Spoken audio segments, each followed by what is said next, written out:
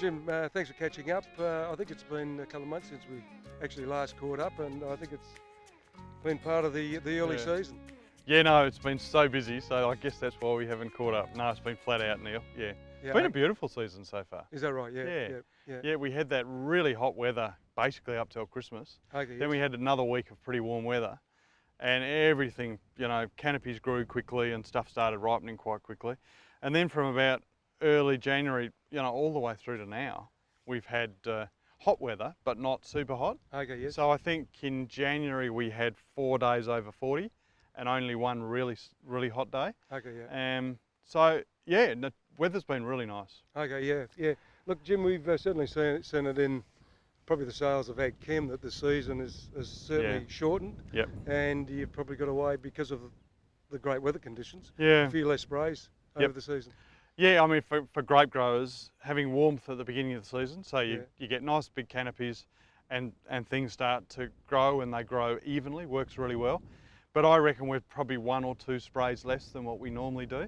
So, probably 8 sprays in most sites and fewer than that in some.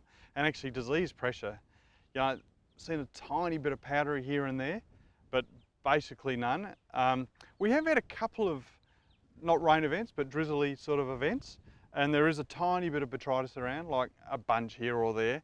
Nothing to be concerned of. There is a little bit of weather coming, so people will be concerned about that. And there's a few people further south thinking about putting a bit of protection on, maybe a bit of Viticulture or Serenade, just to protect some of the later whites. But we're sort of getting through whites already. Okay, yeah. So a little bit about the biologicals. Second year they've been out.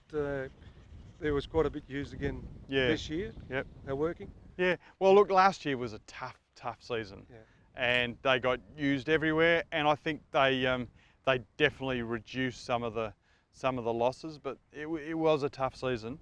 This year's not really suitable for botrytis, but there is a little bit starting, and if you can get those protection sprays on now, before any splits, before any weather, you'll be pretty well protected. I can't see, having too much loss from it.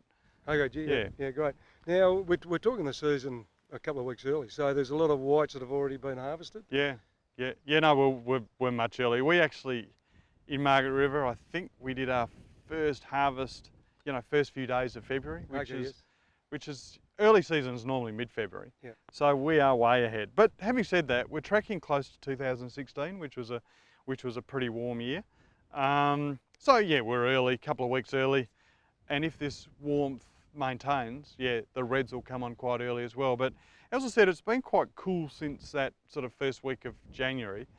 So sugar's ramped up, and we were a bit worried that acidity would be low, but it's been quite the opposite actually. Acid levels have been really good, so sugar levels are good, flavours are good, acids are good. So the whites that have come off have just been fantastic flavours. We are really happy with the fruit flavours.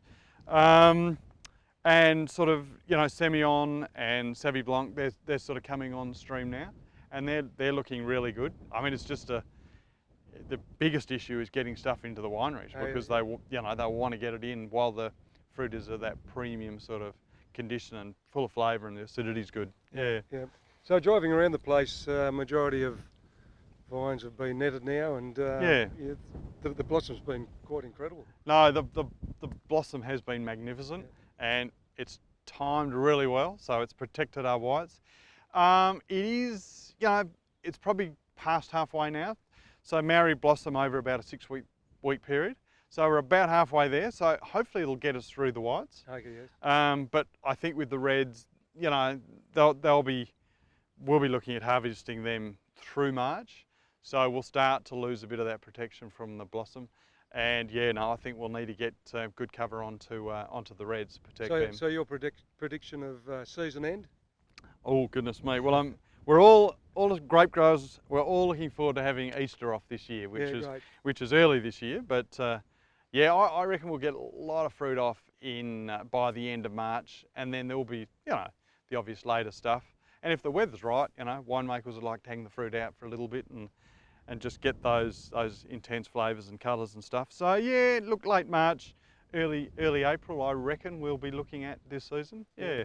So Jim, we spoke earlier about it's been a dry season. Yeah. And being a dry season has put pressure on water supplies. Oh, absolutely, Neil. Yeah, no, it's tested our irrigation systems. We had to start irrigating early. It's been hot and dry, so water's been a real key this season. And you know, a lot of the irrigation systems are sort of 20 years old now. Yeah, and you've had our boys out fixing a few pumps and filter systems that are so end of life.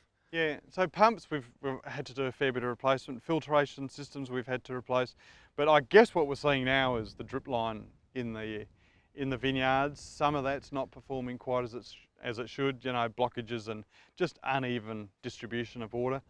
So yeah, we'll be looking at, you know, having a look at that over the quiet period and making a bit of a call on what we might need to start looking at for replacement.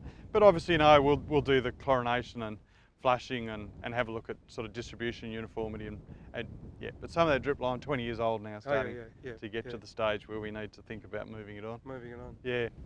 Jim, great to catch up. I know you're a busy man. There's a fair bit happening out there. Yeah, no, it's flat out. Especially around harvest. And look, thanks for your time and all the best for the rest of the season. No, thanks, Neil. I think 2020, I'd pop that down in your books as a year that's going to be some pretty smart fruit around. So, no, we're right in the middle of it. Looking forward to getting the fruit off and having happy winemakers, happy grape growers and happy wine consumers. Yeah. Right. Thank you. Beauty. Cheers, Neil.